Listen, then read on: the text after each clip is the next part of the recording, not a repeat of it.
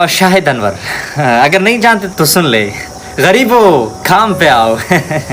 बाज़ लोग कहते हैं कि यार शाहिद के पास जो गाड़ी है वो रेंट की गाड़ी है। चलो मैं मानता हूँ कि वो रेंट की गाड़ी है। ज़रा सोचिए कि अगर इतने गाड़ी आप घर पे रेंट पे लाओगे और घर के सामने इतने दिनों के लिए रखोगे तो इनका मंथली रेंट कितना आएगा? ज़रा सोचिए, एक गरीब इंसान बिल्कुल नहीं अदा करेगा, बिल्कुल नहीं अदा कर सकेगा। तो जी आज मैं आपके साथ एक पख्तून की स्टोरी शेयर करना चाहता हूँ जिसका ताल्लुक स्वात के एक जन्नत अजीर इलाके से है। शाहिद अनवर, अगर नहीं जानते तो सुन ले।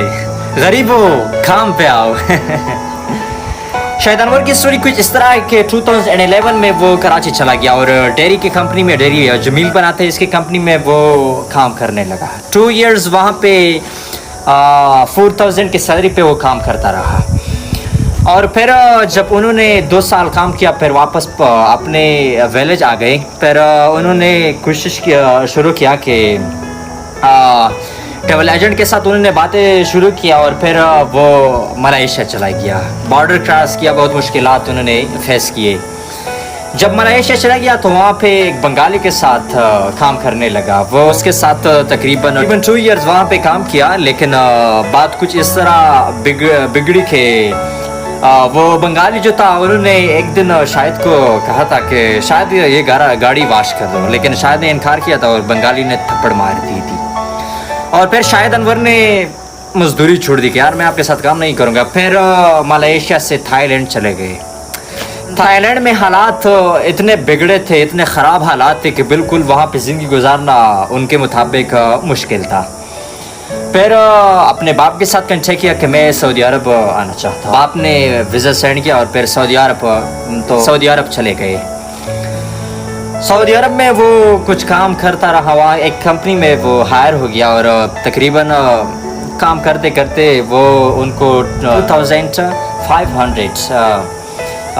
रियाल देते थे। फिर वहाँ वो काम जो था उन्होंने छोड़ दिया कि यार अच्छा काम नहीं, मजदूरी है, ये हमेशा मुझसे नहीं हो सकता। फिर अपने ब्रदर के साथ कांटेक्ट किया। ब्रदर इनका यूएई में था, फिर वो यूएई चले गए। वहाँ पे काम शाम नहीं मिल रहा था और अपने भाई के साथ इकट्ठे रूम में रहता था। वो काम शाम नहीं कर रहा था, अपने भाई, इनका जितना भी खर्चा था वो भाई ही पे कर रहा था। तो भाई ने इनको फ़ोन दिया कि यार शायद भाई तो आप कुछ नहीं कर पर जब भाई ने मोबाइल दिया तो शायद ने वो सोशल मीडिया पे स्क्रॉलिंग करता रहता था। तो एक दिन शायद ने अली बाबा देखा कि यार यहाँ पे तो बाइंग सेलिंग हो रहा है। इसी तरह जब उन्होंने देखा कि यहाँ पे तो बाइंग सेलिंग हो रहा है तो उन्होंने सोचा, तो अली बाबा पे 100 रुपये पे रियाल पे डॉलर पे एक चीज़ बेच रहा था और 5 रियाल में मिल रहा था। तो उन्होंने सोचा कि यार अगर मैं इस तरह सामान को ख़रीदूँ और अली बाबा पे बेच दूँ तो मुझे बहुत फ़ायदा होगा।